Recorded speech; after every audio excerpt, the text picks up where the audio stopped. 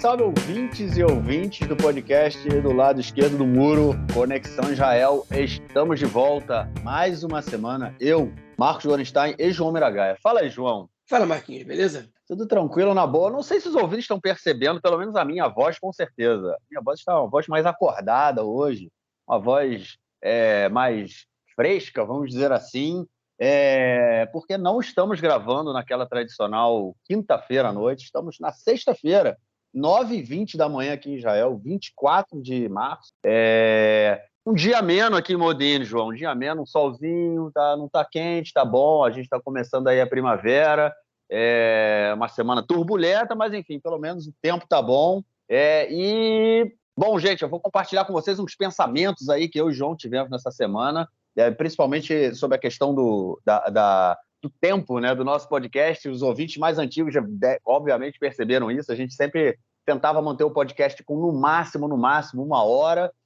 Só que, enfim, no período atual a gente está tendo uma certa dificuldade para fazer isso.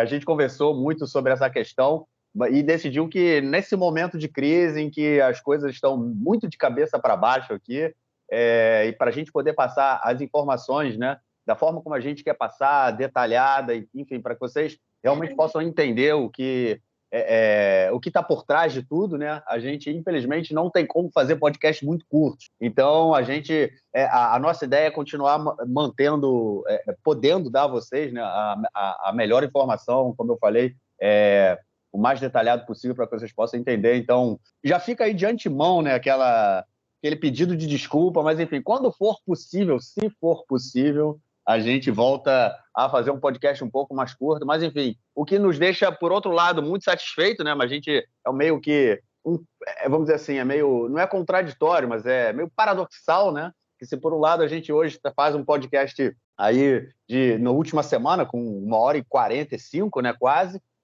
a gente tem visto o nosso número de ouvintes crescer muito, né? A gente teve um aumento de 30% aí na última semana, no número de ouvintes. Nossos podcasts, nossos episódios estão batendo recordes atrás de recordes na nossa audiência. O número de ouvintes também que tem assinado o Spotify, pelo Spotify também aumentou bastante. A gente está com... Na semana passada, essa semana teve, se eu não me engano, mais de 150 ouvintes novos assinando pelo Spotify, né? Isso eu não estou contando aí os outros tocadores, porque essa estatística a gente não tem, mas enfim, dentro do Spotify a gente tem. E isso deixa a gente muito feliz, né? Deixa a gente muito satisfeito, porque, enfim, todo mundo sabe, a gente já está aqui há quase 3 anos. Hoje a gente está gravando nosso podcast 180. Então, são quase 3 anos aí na verdade, mais de 3 anos. São quase 4 anos, né? Já passamos dos 3 anos há muito tempo. A gente está indo aí por 4 anos, fechando o 4º ano de podcast daqui a alguns meses. E o crescimento na audiência realmente deixa a gente muito feliz. Continuem com a gente, deem sempre as suas opiniões, mandem mensagens.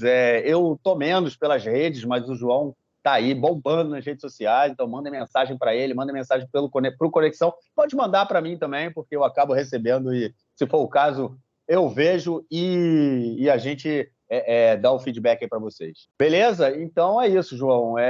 Vamos passar para o primeiro bloco, porque o bicho está pegando.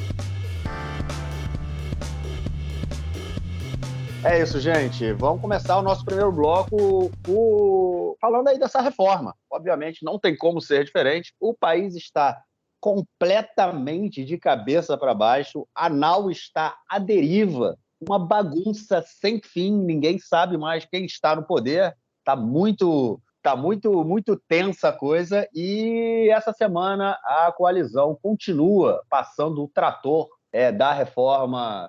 Eu acho que não dá mais para a gente chamar, né? Em hebraico tem essa diferença, né? Essa coisa de reforma ou a afirrar, né? Que seria, no caso, não sei como é que traduz afirrar, né? Porque afirrar é você virar de cabeça para baixo, né? Você, o fermar, você vira... Não ser golpe, mas o sentido é golpe. Afirrar... Golpe judiciário, isso. Golpe judiciário.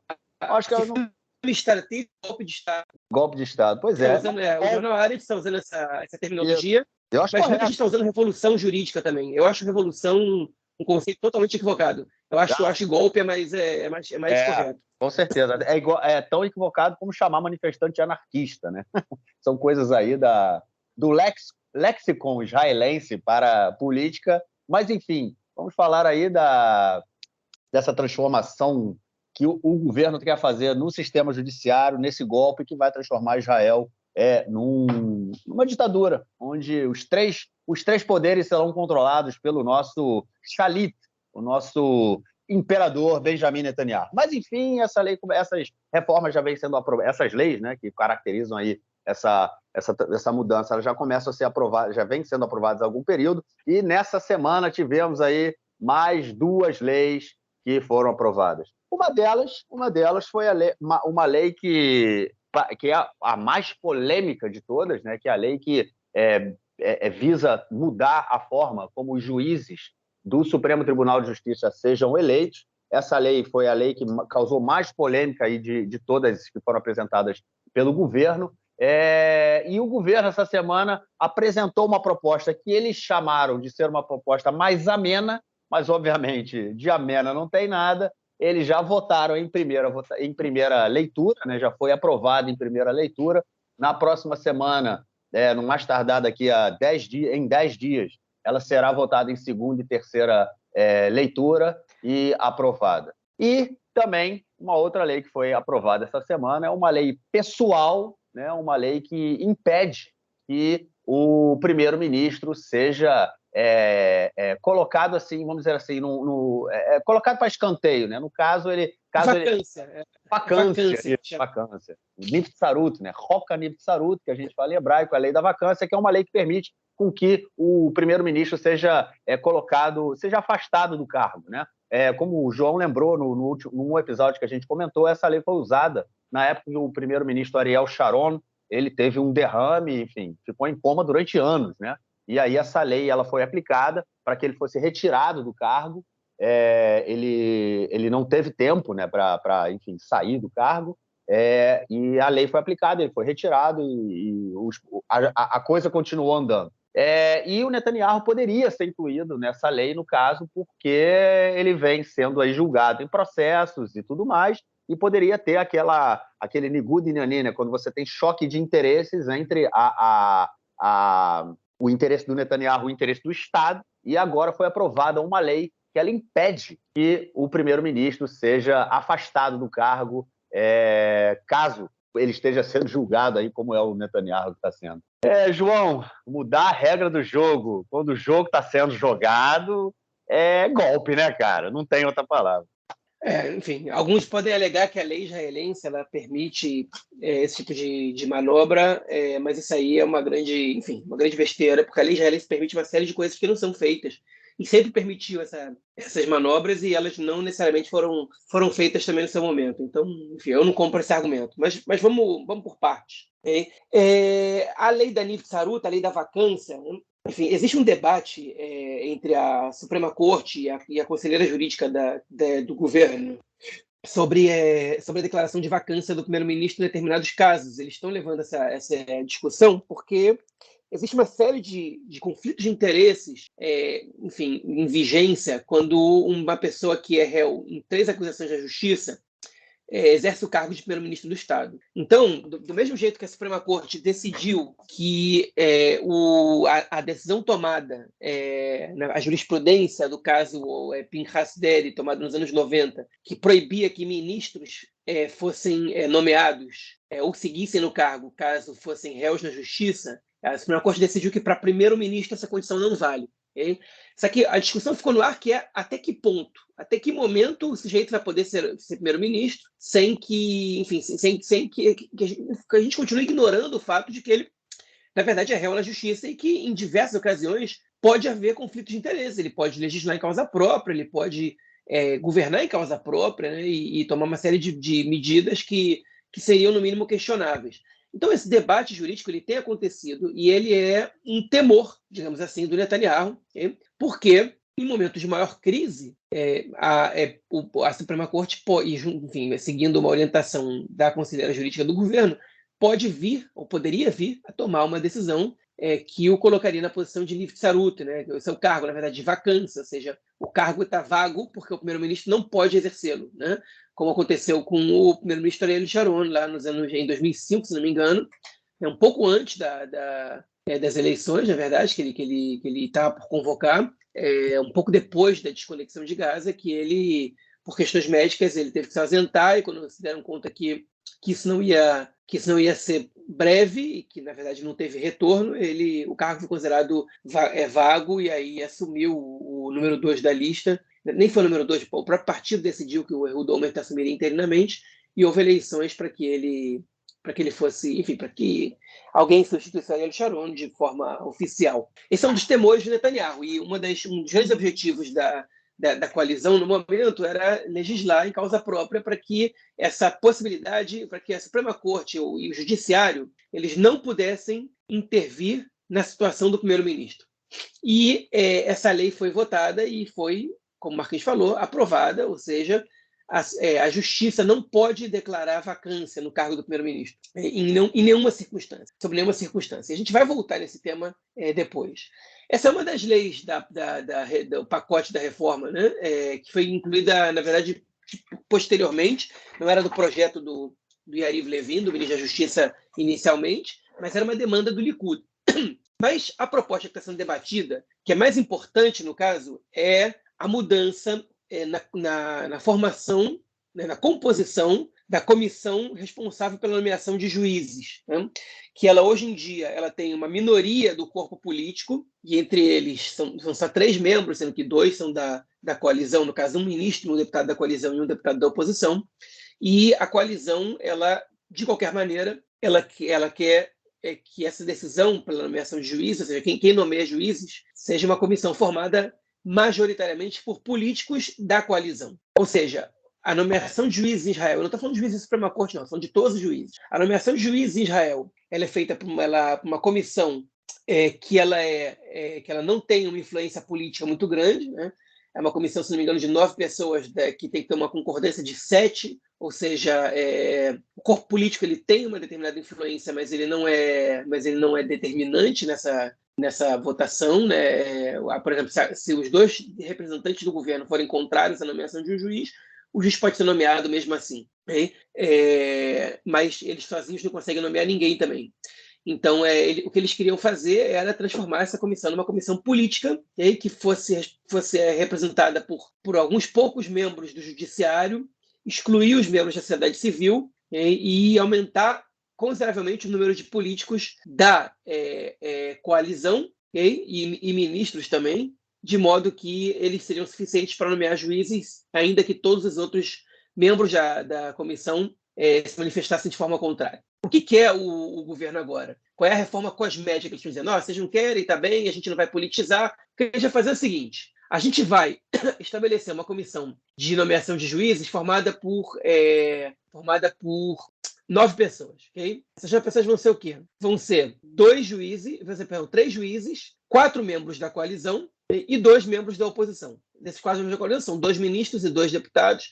Okay? Então são 9 pessoas, dos quais a coalizão é minoria, e basta uma maioria simples para indicar um juiz. Só que dentro dessa proposta, o governo quer acabar com uma cláusula, um regulamento da Suprema Corte, que se chama seniority, né, que é um termo importado, né, que basicamente ele dá ao juiz mais velho o direito de presidir a Suprema Corte de Justiça em Israel. Que já não é como no Brasil, que o presidente da Suprema Corte enfim, ele transita, né? Cada vez ele é rotatório, cada tantos anos uma pessoa assume. Aqui não, aqui o mais velho assume, e até o momento da sua aposentadoria ele vai ser o presidente da Suprema Corte. Então, se calhou do presidente da Suprema Corte ter 20 anos pela frente, né, ou se o cara assumir com 20 anos pela frente de mandato até essa aposentadoria, ele vai ser presidente da Suprema Corte por 20 anos. Antigamente não tinha aposentadoria compulsória. O Aaron Barak, ele foi primeiro-ministro, ele foi presidente da Suprema Corte por 17 anos, se não me engano. Agora tem a aposentadoria compulsória, então o presidente da Suprema Corte não permanece no cargo por muito tempo, mas ele tem poderes, e o governo, a coalizão, ninguém tem absolutamente nenhuma forma de interferir em quem será o presidente da Suprema Corte em cada mandato. E o governo ele quer, junto dessa proposta de comissão de juízes, eles querem acabar com o regime de seniority, que significa o quê? Significa que o governo quer nomear quem seria o presidente da Suprema Corte. Então, esses 4 membros da coalizão /governo que estariam nessa comissão, eles contariam com o presidente da Suprema Corte, que seria indicado por eles. Né? E aí eles já teriam maioria. E aí, enfim, a proposta do governo é essa. Então, a gente vai mudar essa composição, okay? E a gente vai indicar 2 juízes da Suprema Corte, e depois a gente pode voltar à composição anterior. Nem disfarçado né? E aí, a resposta da oposição, dos manifestantes, é de jeito nenhum, vocês estão de sacanagem com a nossa cara. Tipo, vocês estão fazendo uma reforma cosmética, uma mudança cosmética nessa proposta, que no fim das contas vai dar para vocês o poder de decisão da nomeação de juízes, que é um dos pontos mais críticos da reforma, porque basicamente o governo quer politizar a escolha de juízes, okay? Para que os juízes sejam servis ao governo. Porque vale a pena dizer isso, hoje a Suprema Corte de Israel ela tem uma maioria pequena, mas tem a maioria de juízes conservadores. A maioria dos juízes de Israel não são de orientação liberal, né? São juízes conservadores. A diferença é que são juízes conservadores comprometidos com a ordem democrática. O governo e a coalizão, eles não estão interessados em juízes conservadores. Eles estão interessados em juízes poodle deles, como se diz em hebraico, né? Em cachorrinhos deles, que vão fazer o que eles mandarem. Eles querem paus mandados na Suprema Corte, eles querem pau mandados no sistema judiciário de forma geral, eles querem garantir que o juiz que for julgar o Netanyahu, o Litzman, o Aryeh Deri, sejam juízes complacentes com o governo, sejam juízes que foram nomeados pelo governo ou que dependem do governo para poder ascender para tribunais superiores, né, e fazer carreira. Enfim, basicamente a intenção do governo é essa. Então, a nomeação de juízes é crítica, um ponto-chave nessa reforma, porque em nenhum lugar do mundo você tem um corpo que sozinho decide pela nomeação de juízes, um corpo político que sozinho decide pela nomeação de juízes e tem tanta influência nesse terceiro poder. E aí, mas no Brasil o presidente indica. Mas ele passa por votação no Senado. E são 2 poderes eleitos de forma separada, nos Estados Unidos também. São poderes eleitos de forma separada. Então, o presidente ele pode ter ou pode não ter maioria no Senado. Né? Então, ele não pode indicar qualquer um para isso. Até pode indicar qualquer um, né? Mas ele não está... Não necessariamente ele vai ter essa indicação para juiz da Suprema Corte aprovada. E Israel, a gente não está falando nem só de juízes da Suprema Corte, a gente está falando em todos os juízes, o que é ainda mais absurdo. Enfim, e essa é a proposta ridícula de mudança que o governo está fazendo, que é o acordo que eles fizeram com eles mesmos. A gente chegou numa pichará. Pichará é como se fosse... A gente aceitou uma redução das nossas demandas, como se chama? Como se fosse uma... É muito difícil traduzir essa palavra para o português, mas beleza, a gente aceitou, a gente entrou num acordo. Isso aqui, essa pichará, ela só tem um lado. O outro lado não foi consultado se eles estão de acordo com essa decisão, com essa mudança. Porque se ele fosse consultado, é óbvio e notório que isso não é suficiente.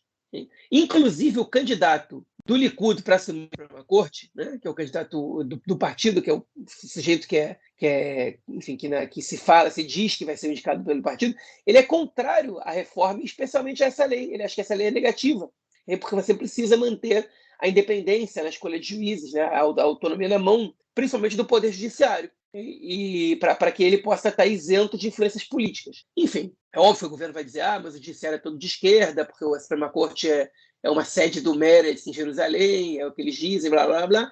A narrativa deles não muda a realidade e não conserta nenhuma democracia, ao contrário. Mas, enfim, vamos passar esse tópico e deixar para depois.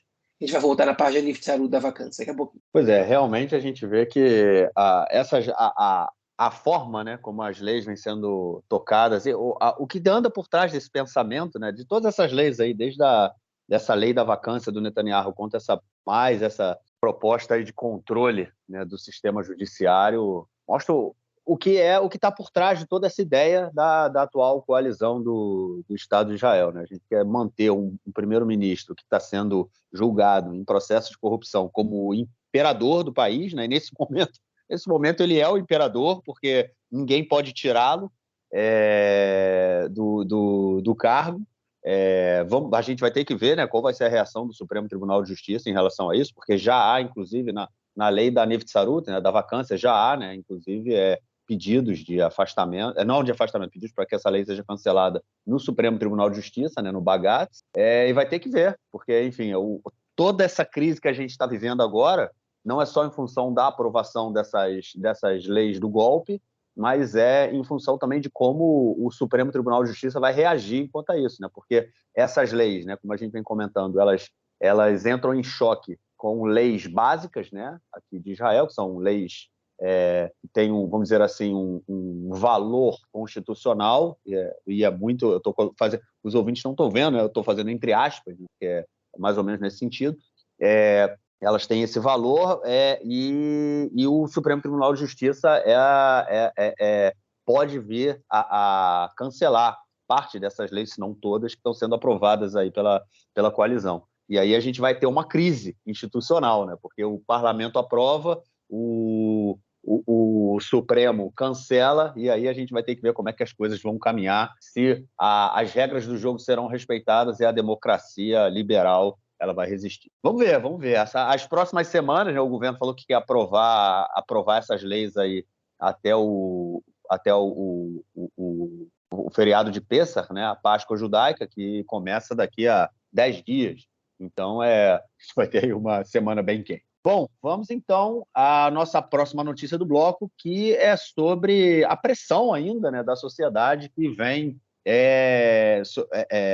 colocando aí enfim, não está deixando barato para o governo essa tentativa de golpe, né? A gente teve as manifestações continuam, a gente essa semana teve mais setores aí, né, dos reservistas aqui em Israel colocando muita pressão no ministro da Segurança, né, do Yoav Gallant, que ele é do Likud, né, falando que mais, como chama, pilotos da aeronáutica que servem como reservistas, né? E a gente explicou no episódio passado como é que funciona isso.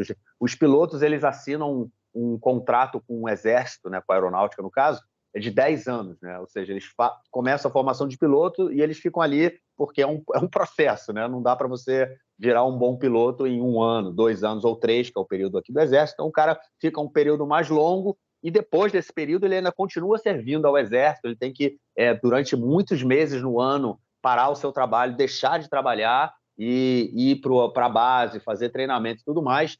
São os miluim, né, os reservistas, e já tem muitos setores dos reservistas falando que não vão fazer não vão atender como é que chama? Ele recebe o matzav, né? Eu esqueci como é que fala a palavra tzav em hebraico, a tradução.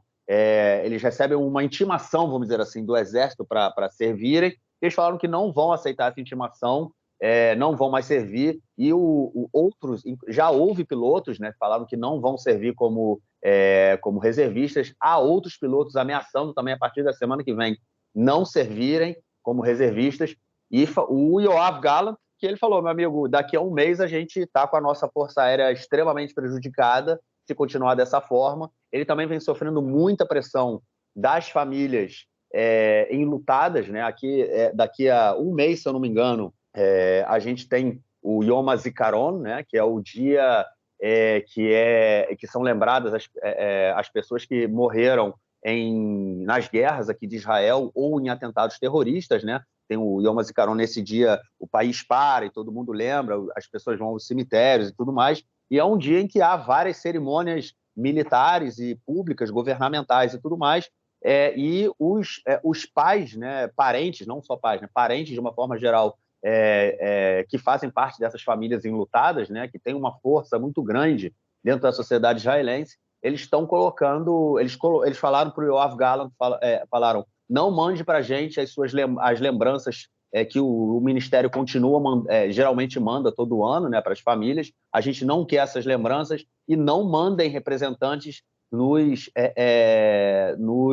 nas cerimônias, né, que vocês vão falar dos nossos filhos, dos nossos entes queridos, porque vocês não nos representam, vocês são contra a democracia e eles morreram pela democracia, agora vocês estão querendo simplesmente acabar com a memória deles.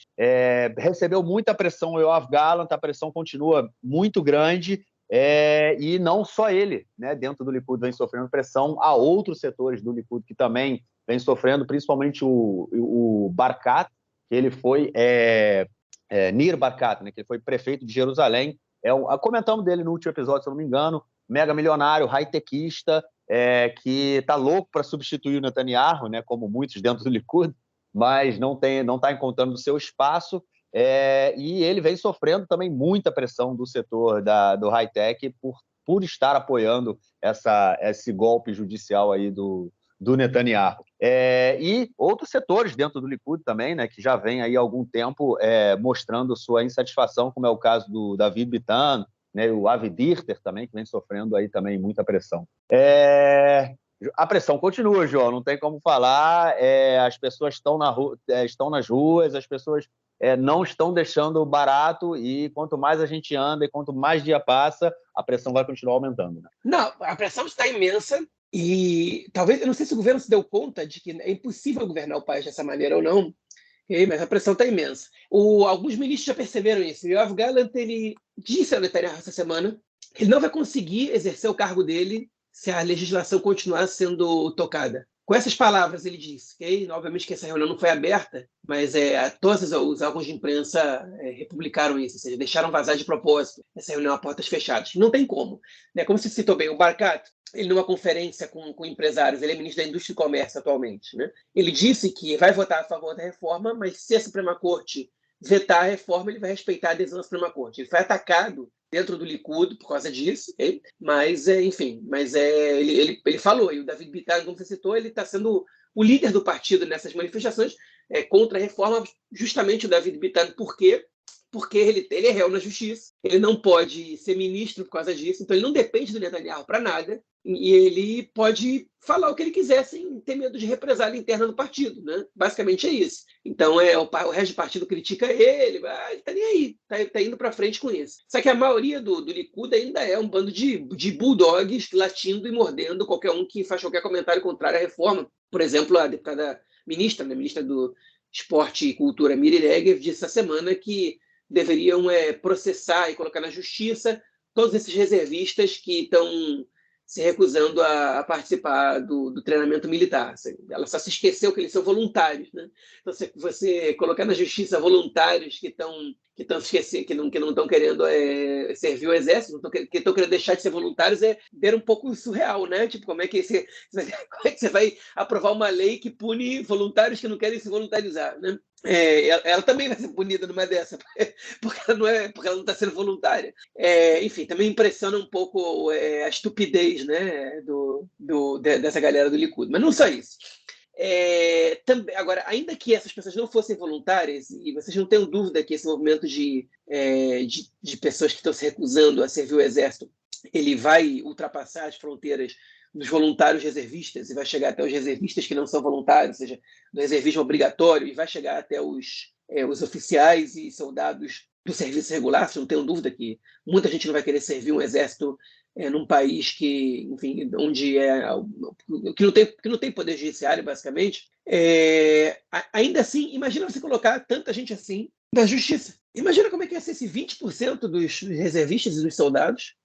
São 60% que são contra a reforma. E entre os que se exercem, com certeza é mais, porque boa parte dos que são a favor da reforma são ultra-ortodoxos. Mas, enfim, vamos supor que 20% digam não vou para o exército. Se eu botar aqui 20% da população do país adulta na justiça, se eu botar 500 mil pessoas na justiça, imagina o colapso que ia dar no sistema judiciário. Né? Nem se você nomeasse todos os ministros que vocês querem nomear, não ia dar abaixo para isso. Não tem condição. Enfim, esse é o tipo de reação que a gente está vendo. Né? Agora, o interessante disso é que parte de alguns setores do Likud, que já eram relativamente críticos em relação à reforma, ainda que todos tenham votado a favor, alguns saíram, né, para se abster, mas enfim, o Yuli Edelstein, o Nir Barkat, o Dani Danon, o próprio David Bitan, que a gente falou agora, o Yoav Gallant, que são pessoas que, ainda que tenham votado a favor da reforma ou se abstido, são pessoas que dizem que tem que parar a legislação, tem que conversar, e etc, etc, etc, eles estão começando a botar a cara e falar. E pode ser que eles tenham um pingo de responsabilidade em algum momento e votem contra alguma lei da reforma. Eu acho pouco provável que isso aconteça antes de Pessach, porque ainda não deu tempo deles pesarem custos e benefícios dessa posição, dessa suposta posição, riscos, né, e etc. E eu acho que por enquanto, a inércia deles é não trair o partido nem o Netanyahu. Mas a gente está vendo esse movimento começar. O Lapid, inclusive, nos discursos dele, o Lapid e a Lapid da oposição, ele provoca os membros do Likud contrários à reforma o tempo inteiro. Ele fala, vocês responsáveis, deputados responsáveis do Likud, vocês vão permitir que isso aconteça? Enfim, essa mais ou menos é a maneira que na política está se manifestando. E na sociedade civil, as manifestações elas são cada vez maiores. A gente teve manifestação de reservistas, agora já são mais de 280 reservistas que não vão servir. Os testes para a aeronáutica não foram realizados essa semana, os treinamentos. O comandante da aeronáutica ele está muito preocupado, porque foi a força mais afetada, mas outras forças dentro do Exército também estão sendo afetadas, como a inteligência e alguns setores da infantaria também, em especial das unidades de elite da infantaria, que são as pessoas que são, enfim, que são, em geral, membros da elite da sociedade israelense. O sujeito que foi oficial de alta patente, é importante na inteligência, em unidades de elite da infantaria, né, ou na aeronáutica, em geral, são membros enfim, de classe média alta, ou de classe média alta, que são as pessoas que estão, em grande maioria, contrárias à reforma atualmente de Israel. Né? E esse é um ponto que merecia um podcast por si só, como é que se divide a composição por renda, por classe social e apoio político no país, mas a gente não tem como se aprofundar nisso agora. Né? Mas a sociedade civil está se manifestando, não só através do Exército, tem outros grupos também. A gente está escutando menos em relação ao high-tech, mas a gente está vendo muitos economistas que ainda se manifestam. Okay? Essa semana, a gente vai tocar nisso depois, mas o Bezalel Smotrich, que é o ministro das Finanças, teve uma reunião com membros de alto escalão do Ministério das Finanças, e eles alertaram o Smotrich que a perda no orçamento desse ano já, se essa reforma for aprovada, ela está estipulada entre 15 e 30 bilhões de shekel, okay? Que representa cerca de 20%, pode chegar a cerca de 20% do orçamento israelense. Ou seja, eles já teriam que recalcular o orçamento do país, que ainda nem foi à votação, que está sendo planejado, porque o valor que eles estão propondo, que eles estão cogitando, que vai ser o do orçamento para poder fazer os pagamentos do governo e controlar o Estado, ele é muito maior do que ele seria caso essa reforma fosse aprovada. Né? Então, tem economistas que também escreveram cartas, Emanuel Trachtenberg, que é um economista importante, que escreveu o relatório depois das manifestações de 2011, ele também montou um grupo de economistas que estão se manifestando contrários à reforma, mostrando os impactos tremendos que isso pode ter na economia e sempre negativos. E o Smotrich ele deu uma declaração nessa reunião com esses membros de alto escalão, que ele disse o seguinte: a gente tem que ver, né? Que a reforma tem o seu lado, tem os seus riscos, mas também tem os seus riscos positivos, né? Também tem os seus benefícios. E aí o membro mais importante lá da comissão disse para ele o seguinte: não, a reforma não tem absolutamente nenhuma possibilidade de benefício na parte econômica. A gente não conseguiu ver absolutamente nenhuma possibilidade de benefício. Cortou a graça do Smotrich nessa reunião. Então, enfim, a sociedade civil está se manifestando. A gente vai falar na próxima notícia do bloco sobre o que aconteceu nessa quinta-feira. Enfim, e houve outros tipos de manifestação, porque a reforma não é a única medida do governo no momento. E, enfim, a gente está vendo isso começar a repercutir um pouco no Likud, mas ainda não é suficiente. Enfim, eu não sei o que vai acontecer nos próximos dias, mas o que vai acontecer nos próximos dias, que é quando essa votação da Comissão de Juízes for completada, seria, de fato, a primeira lei da proposta original a ser aprovada, e uma lei bem importante, diga-se de passagem. Depois disso acontecer, aí o país pode parar totalmente. Né? Aí, enfim, é difícil você imaginar o cenário, porque ninguém está preparado para esse momento. Né? E a pergunta é se alguém vai querer pagar para ver. Bom, é isso, né? Pressão, pressão e pressão. É só o que a gente tem a fazer no momento, não podemos parar. Acho que todos esses setores aí da sociedade civil vão continuar colocando pressão. Essa questão dos reservistas, não dos reservistas, desculpa, das famílias enlutadas, né? É uma coisa que vai chamar muita atenção, já está sendo muito discutido, pelo menos durante toda a semana nos programas de rádio que eu ouvi, era muitas vezes falando disso, né? É um tema que é muito sensível aqui em Israel e já estão começando a debater até quando a política vai entrar nas cerimônias, né, em lembrança das vítimas do Holocausto e também dos soldados, né, porque o dia em memória das vítimas do Holocausto, acontece num determinado dia da semana, uma semana depois exatamente, é o dia em memória dos soldados, ou seja, gente, é uma semana ali bem emotiva aqui em Israel, né, que geralmente a política, a política partidária, vamos dizer assim, ela é deixada de fora dessas cerimônias. No ano passado isso já não aconteceu, né, porque, inclusive, setores no ano passado, a oposição estava no governo, e muitos políticos da oposição, quando eles foram nas cerimônias falar, eles foram vaiados, não deixaram eles falarem e tudo mais, enfim, foi bem tenso, e é possível que esse ano, possível não, quase certeza falar que esse ano vai acontecer também, a gente vai ver várias manifestações de indivíduos, acredito, né? Porque não acredito que sejam manifestações organizadas por grupos, mas, enfim, pais enlutados, familiares enlutados que se sentem aí desrespeitados por essa tentativa de golpe do governo, sem sombra de dúvida, eles já estão colocando, né, as suas opiniões, então vão deixar, enfim, vão continuar colocando essa pressão. E sobre o Smotrich, né, cara, não tem muito o que falar dele, não. Você é uma porta, né, cara? O cara é uma porta, ele tem ali a ideologia dele, a gente já comentou disso em outros episódios, né? Ele é um cara que ele fala pouco e faz muito, né? Na verdade, no último período ele tem falado muito, né? E quanto mais ele abre a boca, pior ele coloca qualquer situação, né? Um cara que não abre a boca para falar nada de útil, né? Eu nunca vi uma pessoa como ele, mas enfim, quer dizer, na verdade tem outro como ele, né? Que é o Ben-Gvir, mas o Smotrich também é esse, só abre a boca para falar asneira. Eu, quando era criança, meu pai falava assim para mim, boca fechada não entra mosca, né? Ou falava, não tem o que falar, cara, fica calado.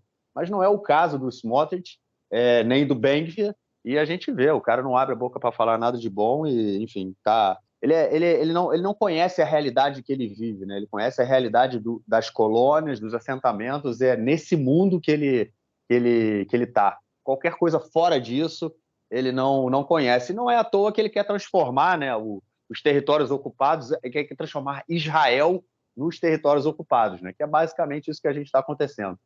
Mais de 50 anos, né, de uma ocupação militar com regras militares e ditatoriais, né, contra a população palestina, agora é que eles querem trazer isso aqui para dentro de Israel. Bom, vamos então aí à nossa próxima notícia do bloco, a notícia sobre as manifestações que não podem e não pararão pelo próximo período. A gente teve no dia de ontem, depois de 3 semanas, né, da oposição organizando às quintas-feiras, né, o dia de paralisação. Ontem as manifestações tomaram uma proporção maior, houve vários pontos de fechamento de estradas, as pessoas nas ruas se manifestando, gente pra caramba preso, mais de 80 pessoas presas, violência, pessoas sendo agredidas fisicamente, atropelamento, pancada, obviamente também confusão com a polícia. Eu fui para Jerusalém ontem de manhã cedo, saí da minha casa, tinha muita polícia na estrada, vários pontos assim da cidade onde eu vivo até Jerusalém são de estrada não chega nem a 30 quilômetros, vamos dizer 30 quilômetros, e tinha 5 pontos, nesses 30 quilômetros tinham 5 pontos ali onde carros de polícia estavam parados para evitar qualquer confusão e talvez evitar qualquer tentativa de fechamento, né, das vias pelos manifestantes. Mas, João, é isso, né? A pressão continua, como a gente está comentando, as manifestações continuam, e quanto mais o Smotrich ou o Bibi abrem a boca, mais as pessoas vão para as ruas. A gente, na verdade, eu preparei a pauta ontem de noite e eram mais de 80 presos, mas hoje de manhã já atualizaram, foram 94 presos nas manifestações de ontem. Foi disparada a manifestação com mais presos até agora. Enfim, manifestação grande, bloqueios em várias ruas do país. Obviamente que alguns membros do governo subiram um tom contra os manifestantes, disseram enfim, que são anarquistas e que tem que prender, blá, blá, blá, e a polícia foi para cima de maneira um pouco mais decisiva. Houve casos isolados de policiais sendo violentos, mas, em geral, a polícia fez um trabalho profissional, digamos assim. Na verdade, os maiores casos de violência não vieram de policiais, vieram de cidadãos que atacaram os manifestantes. Tiveram duas tentativas, 2 atentados, né, porque, enfim, se é feito por terrorista palestino é atentado, então aqui também tem que ser atentado, por terrorismo também judaico.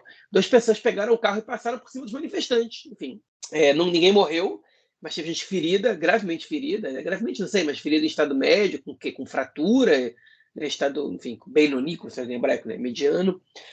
Teve isso. Teve também um caso de violência contra o ministro Avi Dichter, do Likud. Avi Dichter foi chefe do Shabak, né, do Serviço de Inteligência, de Serviço de Segurança Geral, que na verdade funciona como serviço de inteligência também, antes de entrar para a política. Ele foi agredido por uma mulher, tomou um soco. E na semana passada escreveram em frente ao muro da casa do Yariv Levin, que não é um caso exatamente de violência, mas é de uma agressividade sem tamanho, né? Que ele era um traidor e alguma coisa assim. O problema é que ele estava respeitando, na semana passada, o luto pela perda do pai dele, né? Então foi uma coisa muito insensível e muito negativa, que inclusive cai mal para os manifestantes, ainda que seja só uma pessoa que faça isso, né? O Netanyahu deitou e rolou em cima desses 2 casos, tanto do Avi Dichter quanto do Yariv Levin. Francisco não comenta casos de violência contra os manifestantes nunca, né? Nem quando é feito pela polícia, que é a responsabilidade do governo dele, mas contra os deputados do Likud ele está sempre lá se fazendo de vítima e blá blá blá. E aí, no máximo, ele faz uma simetria manifestante. É óbvio que os manifestantes usaram outra vez artifícios de desobediência civil, como fechar ruas, fechar estradas, enfim, não deixaram as repórteres do Canal 14, que é o canal criado pelo governo Bibi praticamente e sustentado por ele também, que é como se fosse a Jovem Pan daqui, é até pior, porque não tem nenhum nome que destoa do discurso conspiracionista, ultradireitista do canal, né? Enfim, e esse tipo de manifestação foi que os manifestantes fizeram, né, de desobediência civil, de boicote. Mas violência foram esses casos isolados. Esse caso isolado do Avi Dichter, nada mais, né? Enfim, e como o Marquinhos falou, tem muita pressão, as manifestações estão muito grandes, enfim, a situação está muito complicada, o país está ficando ingovernável dessa maneira, o Netanyahu já percebeu. E aí, no que eles passaram a lei da Niftzarut, a lei da vacância, ele anuncia ontem que ele vai dar uma declaração pública, né? Ele anuncia isso logo depois do Yoav Gallant dizer que ia dar uma declaração pública, chamou a imprensa, porque o Gallant ia pedir publicamente para o governo parar com a reforma. Parem agora com a reforma, né? Tipo, enfim, ele disse que é contra, disse para parar. E aí o Netanyahu chamou ele, eles tiveram uma conversa de 20 minutos, e aí o Netanyahu convocou uma coletiva de imprensa e convenceu o Gallant de não convocar a coletiva de imprensa. E aí nessa coletiva o Netanyahu diz que entende do outro lado, que quem é contra a reforma não é traidor, mas quem é a favor da reforma não é fascista, e que quem é contra a reforma tem medo de que os direitos individuais não sejam preservados, e quem é a favor da reforma justamente está insatisfeito com a influência desmedida do judiciário no governo. Enfim, tentou fazer um meio campo ali, como se tentando mostrar que os 2 lados têm razão para se sentir assim assado. Ele só esqueceu de dizer que quem incitou um dos lados foi ele e o grupo dele, né? A desconfiar do judiciário e contra o judiciário, mas enfim, deixa isso para lá. E ele disse que não vai respeitar a decisão da conselheira jurídica do governo, Tagali Barab Miara, que disse que era conflito de interesse dele se manifestar em relação à reforma e que ele não poderia. Ele falou: a partir de agora eu assumo o controle. Então ele vai agora tocar isso, okay? E falou: agora eu vou, dane-se. E ele disse abertamente: até pouco tempo atrás, eles podiam declarar que o meu cargo era vacante. Se eu fizesse isso, era que absurdo. Eu, primeiro-ministro, não posso participar de uma decisão tão importante no país porque eles podem querer me derrubar. Agora que a gente passou essa lei, eu vou dizer agora para vocês, eu não respeito a decisão dela e eu vou me manifestar. Ele, em público, foi dizer que passar por cima da decisão da justiça, porque a justiça, teoricamente, não tem como puni-lo por fazer isso, né? Mas até aí, ainda assim, você estava olhando isso e falou assim: bom, beleza, então ele vai dizer agora que vai interromper o processo e que vai começar a negociar. Só que ele disse o contrário, ele falou: olha, a gente vai passar a lei da formação de juízes. Enfim, pronto. Então ele tentou acalmar os ânimos, tentou chamar a responsabilidade para mostrar que ele vai controlar a situação, né? Porque ele estava sendo chamado de fraco por todos os lados. Disse que a oposição perdeu 1000 oportunidades de conversar até agora, mas que ainda tem mais uma. É óbvio que se ele não parar com o processo, a oposição não vai aceitar sentar para negociar. A oposição já disse isso, já repetiu, já disse mais vezes, inclusive o Yair Lapid essa semana, pela primeira vez, se reuniu com o Ahmed Tibi deputado árabe, para poder chamar os árabes também para um bloco consistente da oposição para travar a reforma e para tentar botar os árabes nas manifestações, porque, enfim, a oposição estava boicotando os partidos árabes, na verdade esse partido árabe, né? O Hadastal, que é um dos dois partidos, no caso, e com o Urama, eles até tinham negociação, mas estavam deixando o Urama de fora das manifestações da oposição que eles estavam fazendo, porque, enfim, eles não queriam que o governo usasse o mesmo argumento que eles usaram para derrubar o governo anterior, que é que eles são vendidos para os árabes e para a Irmandade Muçulmana e blá, blá, blá. Enfim, e o Lapid finalmente, né, deixou de lado essa besteira, enfim, deixou de incorporar, de vestir a carapuça do discurso do governo, da coalizão atual, e, enfim,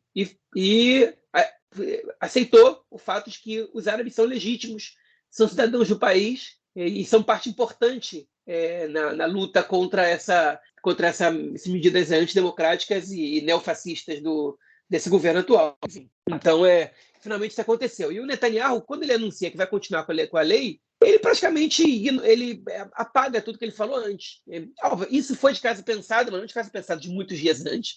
Isso foi de caso pensado no mesmo dia, porque aparentemente o Netanyahu ia anunciar a interrupção da legislação e o Yariv Levin, ministro da Justiça, foi até ele e disse: se você fizer isso, eu vou renunciar. E ele não quer perder o controle do governo agora. Ele sabe que não ia ser só o Yariv Levin que poderia renunciar, ele poderia perder apoio de outros partidos da base dele, e ele não anunciou isso, ao contrário, anunciou que essa lei ia passar.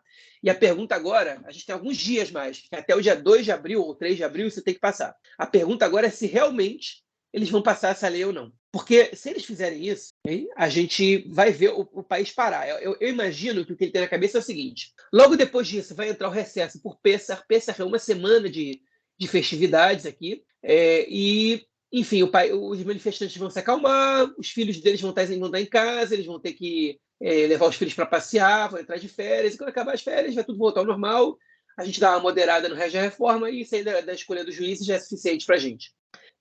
Isso aqui eu acho que ele não está entendendo a dimensão do negócio. Eu acho que não vai parar em Pessah, pode dar uma diminuída, mas não vai parar, e vai aumentar muito mais se ele passar essa lei, porque aí vai aumentar não só protesto de rua, vai aumentar tudo, vai aumentar greve, vai aumentar mais gente se recusando a servir o exército, vai aumentar mais gente tirando dinheiro do país, o dólar está disparando, o dólar caiu drasticamente só com o Netanyahu anunciar que ia dar uma declaração. Foi ele dar a declaração furada que o dólar já subiu de novo. O dólar está disparando, e vai aumentar desemprego, vai aumentar a inflação e tudo isso. Okay? E ele não quer isso. E o país ingovernável, com manifestação, com gente que não serve ao exército.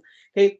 Enfim, com outros tópicos que a gente vai comentar daqui a pouquinho, né? que tem a ver com a segurança nacional e com as relações internacionais. Ele sabe que o país é ingovernável dessa maneira. Então, a questão se ele vai pagar para ver, ele pode pagar muito caro para isso. Né? Ele já saiu perdendo nessa brincadeira, cancelando a lei ou levando a lei adiante. Acho que ele não sabe como sair dessa e ele está apostando em que, pelo menos, ficando no grupo dele, ele ainda tem alguma legitimidade para continuar no poder, mas ele não vai continuar muito tempo no poder dessa maneira. Não tem como. Ontem a manifestação foi para Bnei Brak, que é uma cidade ultra-ortodoxa. A grande manifestação foi em Bnei Brak. Houve muito receio de violência, que os ultra-ortodoxos podiam agredir os manifestantes. Aconteceu justamente o contrário. Eles receberam os manifestantes com banquinhas para água e para comida para eles, e cantaram música judaica junto deles e tal. E a ideia é que, enfim, a ideia é botar pressão nas lideranças ultra-ortodoxas, que não estão tão interessadas assim na reforma quanto o resto dos setores. Eles estão interessados somente na lei do alistamento. Okay? E a população ultra-ortodoxa pode ser uma população que vai se ver bastante prejudicada com a crise econômica. Então, a ideia lá era botar uma pressão nas lideranças ultra-ortodoxas que já disseram, com todas as letras, que a decisão que o Netanyahu tomar, eles vão seguir. Ou seja, está na mão do Netanyahu agora, essa brincadeira. E será que ele tem força para fazer isso, como ele sempre teve, ou que ele é realmente um fraco, como o Lapid está mostrando que ele é, está insinuando que ele é, pelo menos, e que não consegue frear membros do seu próprio governo. Né? Nunca o Netanyahu foi tão fraco, nunca o primeiro-ministro de Israel foi tão fraco no comando do governo, talvez junto com o Moshe Sharet lá nos anos 50. Enfim, eu acho que se ele pagar para ver, ele vai pagar muito caro. É impossível dizer exatamente o que vai acontecer, mas essa semana agora vai ser decisiva. E as manifestantes agora, elas vão mostrar isso para ele, vão dar uma mostra do que pode acontecer caso essa lei seja aprovada. O país provavelmente vai parar essa semana, a última semana antes de Pessah. Bom, vamos lá. Só alguns sobre a questão que você falou do Avi Dichter, dele ter tomado um soco. Na verdade, assim, não foi um soco. Obviamente, né, a gente não pode defender a violência nesse sentido, né, nesse caso, assim, mas enfim, foi uma manifestante que estava na frente da casa, na frente onde ele estava, não sei se foi na casa dele ou um evento, enfim, qualquer que tenha sido a situação, ela estava com uma bandeira de Israel e ela foi dar uma bandeirada nele, assim, entendeu? Uma bandeira com cabo de vassoura ou com cabo de bandeira, enfim, cara.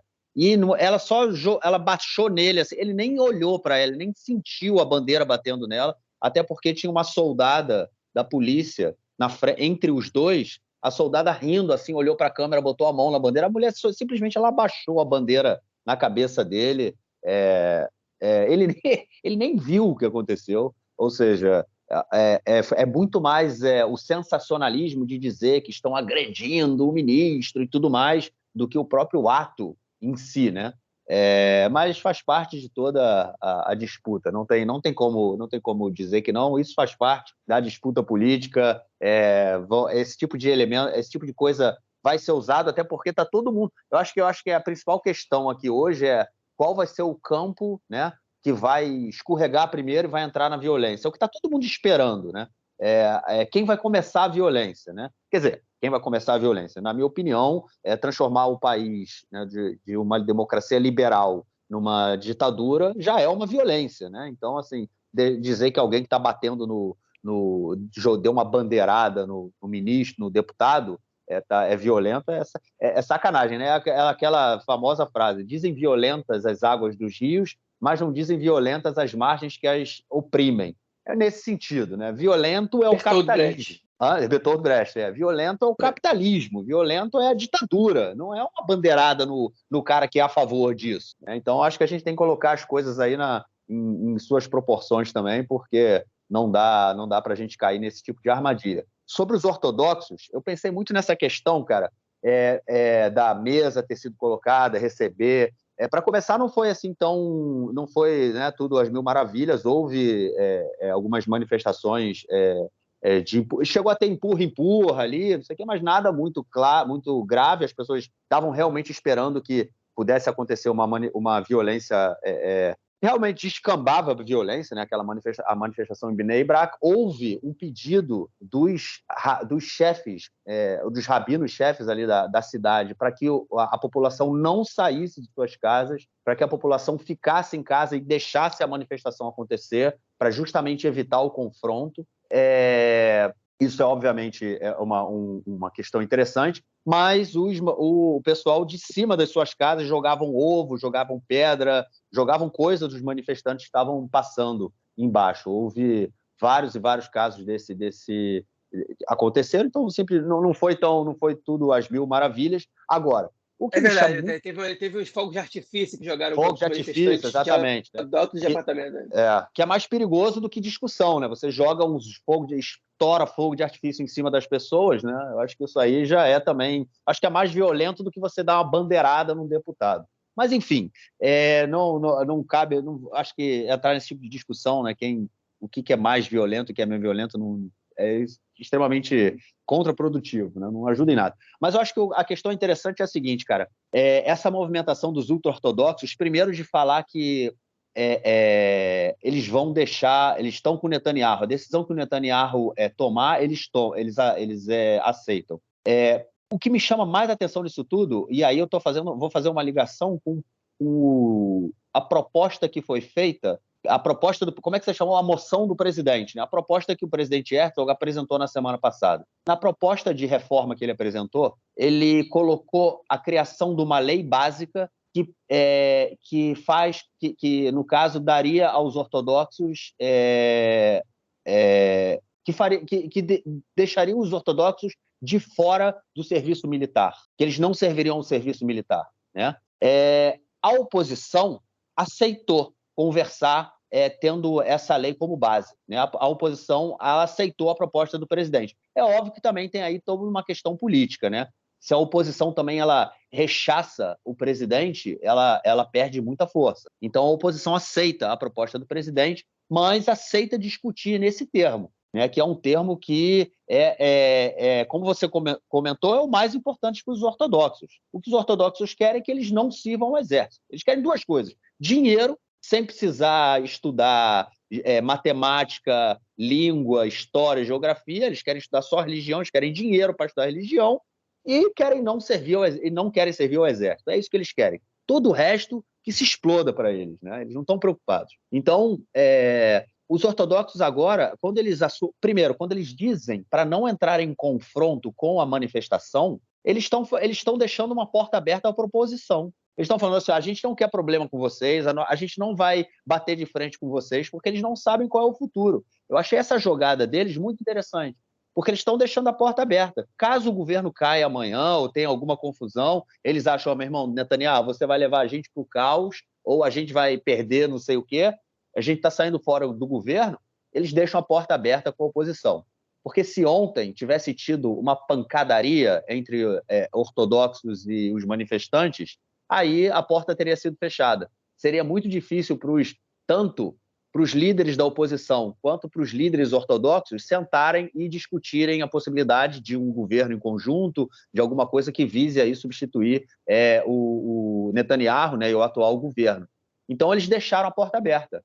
Eles tomaram a opção, tiveram a possibilidade e optaram por por não entrar em confronto aí com os manifestantes e deixaram as portas abertas, na minha opinião, para um futuro debate. Eu achei muito interessante essa questão toda aí com os ortodoxos no dia de ontem. Eu acho que foi o que mais me chama a atenção. O Netanyahu está perdendo, ele já não comanda o país, né? Inclusive ontem teve um tweet da mulher dele, né, da Sara, pedindo aí para as pessoas acalmarem os ânimos e tudo mais, e foi engraçado, porque o Netanyahu ele falou que ia fazer uma declaração às 8 da noite, e aí, algumas horas antes, né, a Sara, ela publicou isso, e aí teve uma jornalista do Haaretz que ela fez um comentário interessante no Twitter, né? Ela falou assim, quando ela comentou no Twitter da Sara, ela falou, achei que o primeiro-ministro ia falar só às 8 da noite, insinuando que a Sara Netanyahu é a primeira-ministra, na verdade. O que muita gente fala que né? Que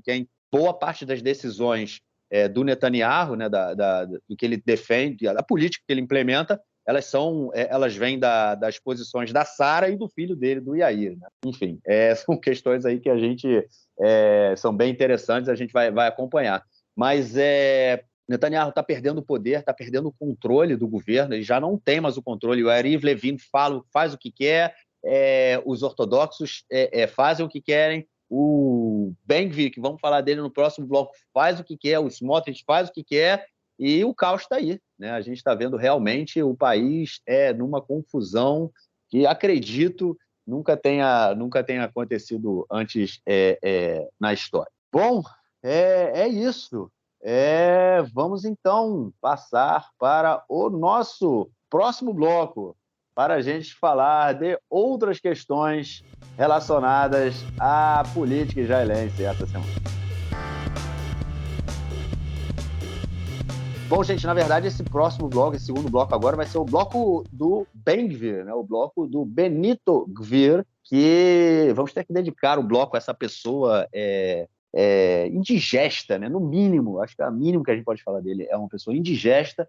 Ele continua fazendo o que quer, ele continua desrespeitando qualquer regra do jogo, não existe regra para ele, existe o jogo que ele quer jogar e ele está indo, ele é aquele cara que tem a bola debaixo do braço e decide que futebol pode ser jogado com a mão, e enfim, continua batendo de frente, João, com os ministros, com os chefes de polícia, dá ordem em todo mundo, decide o que quer, fala o que quer, apesar, né, do Bagatz ter falado, do Supremo ter falado que ele não pode dar ordens diretas à polícia de como atuar nas manifestações. Ele está cagando e andando, está desrespeitando, fala o que quer. E pior de tudo, João, pior de tudo, cara, o principal assessor dele, o cara que foi o responsável por negociar e assinar os acordos de coalizão do partido do Ben-Gvir, ele também dá ordem à polícia, ele também participa de reuniões do Ministério, né?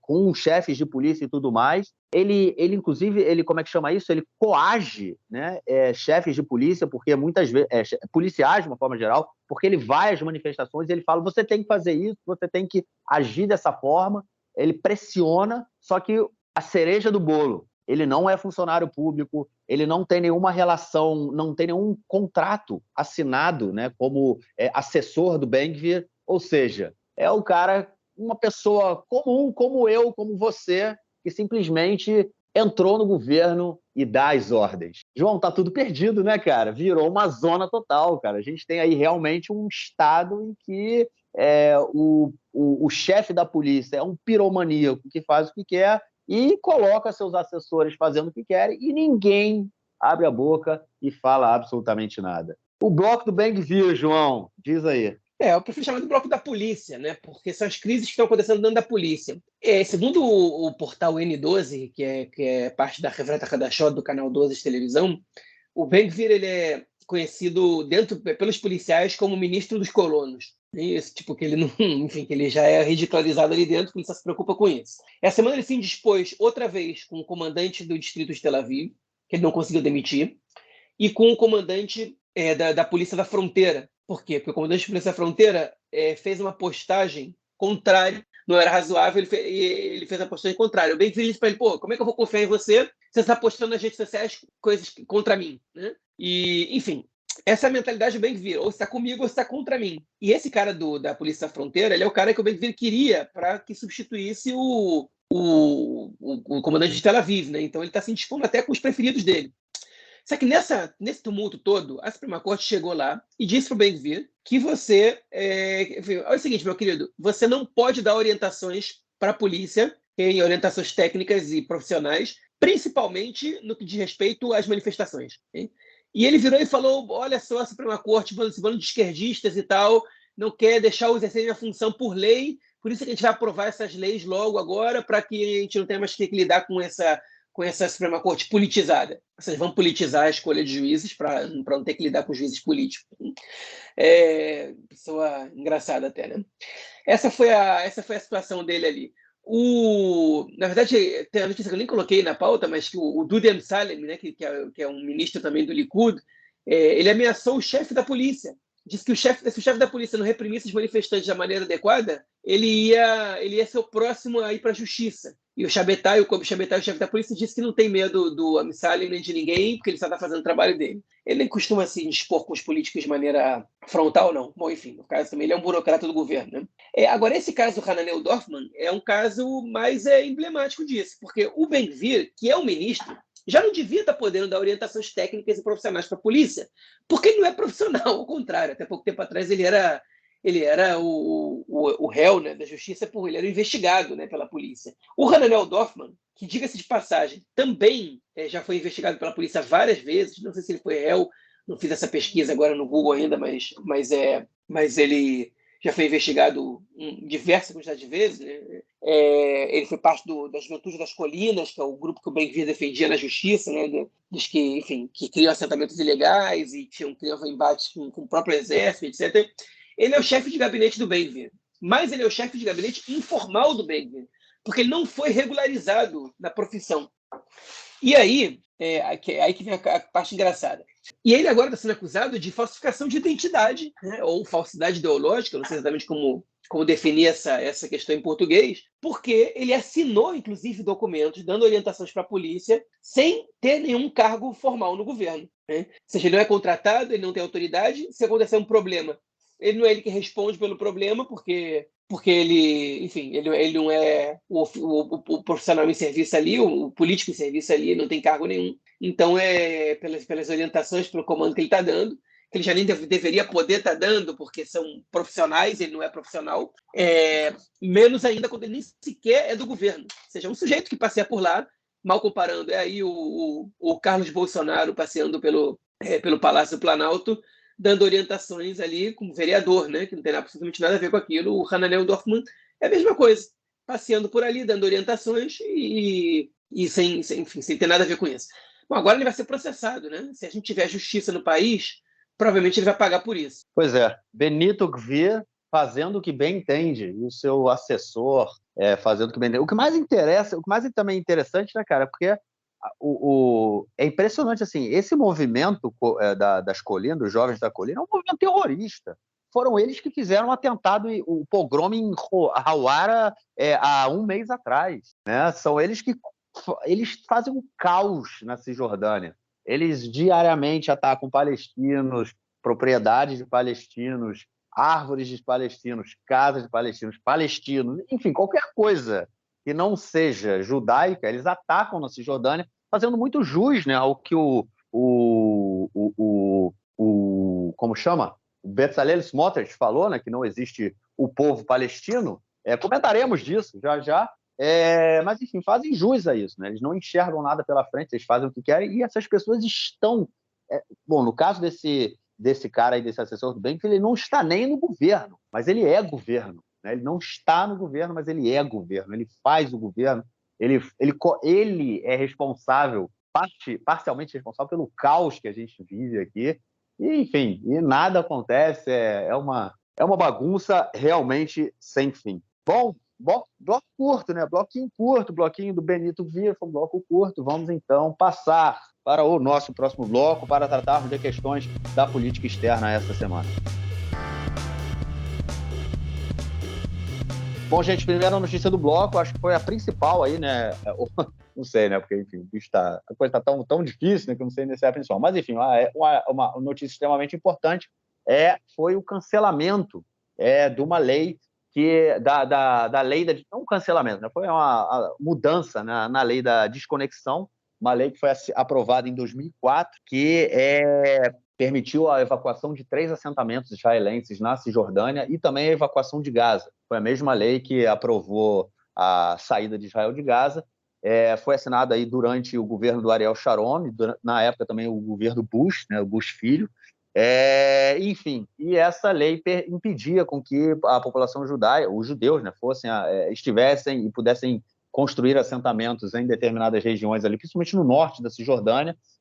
E agora a situação, né, o governo aprovou uma lei mudando a lei da desconexão em 2004, e agora os colonos voltam a ter a possibilidade de construir os assentamentos que foram destruídos aí há quase 20 anos, né?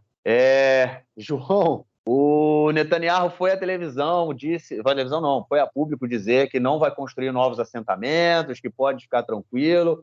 Isso porque, depois da aprovação dessa lei, ele tomou mais uma chamada, né, do Biden, recebeu um telefonema aí do presidente americano que falou: meu querido, do jeito que está, não vai dar para você continuar, não vai dar para nossa relação continuar, né, relação Israel-Estados Unidos do jeito que vocês estão causando muitos problemas. O Netanyahu falou que calma, foi só uma correção na lei que inclusive ele aprovou, né? É importante dizer, o Netanyahu votou a favor da lei da desconexão, e agora eles mudam tudo e deixaram aí o papai Estados Unidos um tanto quanto preocupado, hein, cara?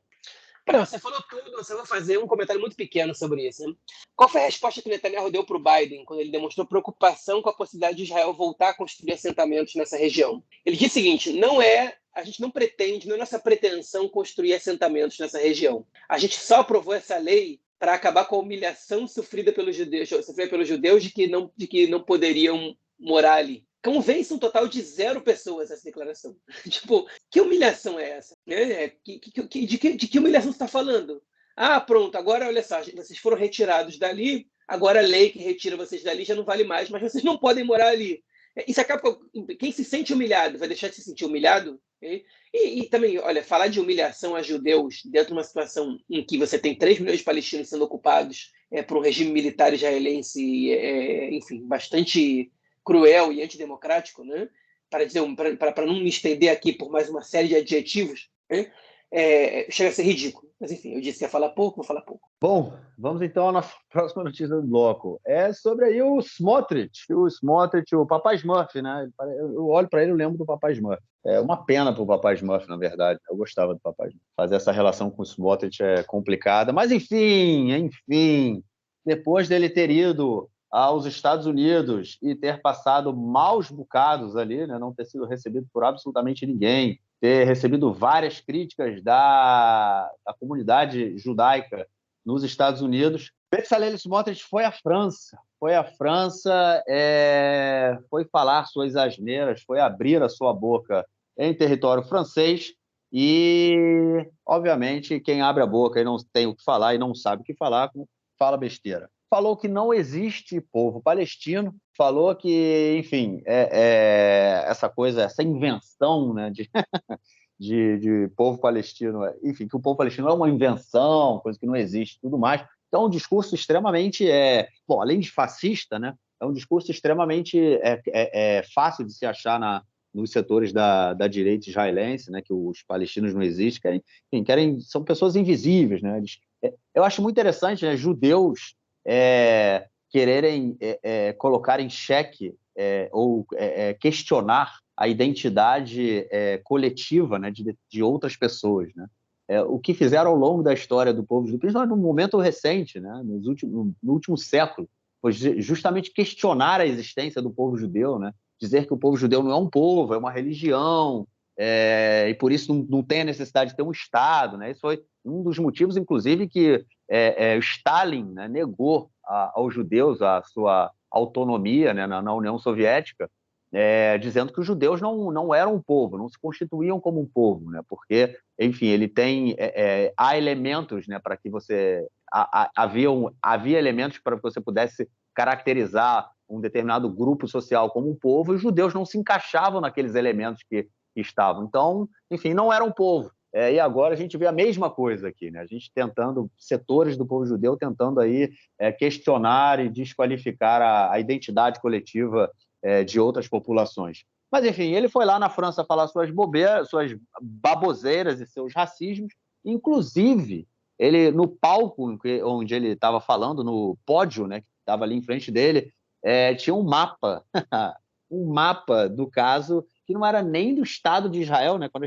Os nossos ouvintes que olharem a capa do nosso podcast vão ver que a gente faz questão, né, de tirar do mapa de Israel a Cisjordânia, né? É ali o lado direito do muro. A gente está do lado esquerdo do muro, eles estão do lado direito do muro, ou seja, a gente não acha que a Cisjordânia seja parte integral do Estado de Israel. E o mapa em que o Smotrich foi falar era um mapa que não só incluía a Cisjordânia no Estado de Israel, incluía partes da Jordânia e até do Iraque. É isso aí. O Smotrich ele é a favor do Estado de Israel em que tenha lugares até no Iraque. João, como é que faz para ter um ministro das Finanças, ministro da Ocupação, que agora vai querer ocupar até o Iraque, hein, cara? Olha, isso é novidade para você, que ele pensa assim? Para mim, não é. Pô, mas o Iraque é foda, cara. Vai até o Iraque, cara? Pô. Mas não é, mas enfim, ele fez essa declaração num fórum da direita francesa, né? Eu vi lá a bandeira do movimento juvenil Betar, cuja bandeira histórica era a Grande Israel, não por questões religiosas, é importante dizer, enfim, pelo tipo de nacionalismo que eles acreditavam. Também tinha a bandeira da Socialista Mundial e tal. E aí a frase dele foi a seguinte: ele estava vindo de uma viagem nos Estados Unidos onde ele não foi recebido por ninguém, né? E seguinte, a Casa Branca tem que entender que não existe povo palestino. Isso não existe, isso é uma invenção dos palestinos, isso é uma invenção do mundo árabe para recusar a presença judaica aqui. E aí, enfim, na frente dele está falando esse mapa da Grande Israel, né? E aí aconteceu a situação constrangedoríssima para o governo de Israel, porque todos os aliados de Israel, praticamente estratégicos para o Oriente Médio, se manifestaram. Os Estados Unidos chamaram o embaixador para consulta. A Jordânia chamou o embaixador para consulta e emitiu uma moção. Israel teve que, antes da Jordânia chamar o embaixador, dizer que respeita a soberania da Jordânia sobre o seu território. Não falou nada sobre o povo palestino, o governo israelense, mas falou que respeita a soberania da Jordânia sobre o seu território. Os Emirados Árabes emitiram nota, o Egito emitiu nota, a União Europeia emitiu nota, a Arábia Saudita, que é país inimigo de Israel, mas com quem Israel quer se aproximar, emitiu nota, todos eles detonando as palavras do Smotrich. O embaixador de Israel nos Estados Unidos se reuniu com o vice-ministro o vice-secretário de Estado, né, que é o ministro dos Exteriores lá, que disse que o Smotrich tem que voltar atrás do que ele disse. Enfim, foi um negócio tremendo que aconteceu ali, tipo, assim, impressionante. O poder que uma declaração tem de destruição, né, que o Smotrich pode fazer. Agora, isso não é brincadeira, né? Eu escutei essa semana um podcast se não me engano, também foi do N12, né, do canal 12, e eles entrevistaram vários ex-membros do alto escalão em off, né, para comentar sobre o que acontece, né? Os palestinos, obviamente, também condenaram as declarações do Smotrich, disseram que ele estava que ele estava atuando para acirrar os ânimos às vésperas do Ramadã, que era o momento que tinha que estar acalmando os ânimos. E um dos especialistas desse podcast disse que o que mais altera os ânimos na cidade palestina são declarações feitas pelo Smotrich e pelo Ben-Gvir. Mais até do que construir assentamentos, mais do que as operações do exército, o que mais altera os ânimos ali são as declarações que eles fazem, que eles rapidamente se apressam em traduzir os grupos interessados em causar distúrbios, e isso é o que mais deixa eles nervosos. E o Smotrich e o Ben-Gvir, no governo, são prato feito para os radicais palestinos incitarem os jovens, a população palestina contra Israel. O cara vai lá e nega a existência do povo palestino, num mapa que nega, inclusive, a Jordânia, o dia de existência da Jordânia, enfim, um troço de outro mundo, né? E ele conseguiu a desaprovação do mundo inteiro. O Smotrich é impressionante. Cada vez que ele abre a boca, Israel perde um aliado no internacional, né?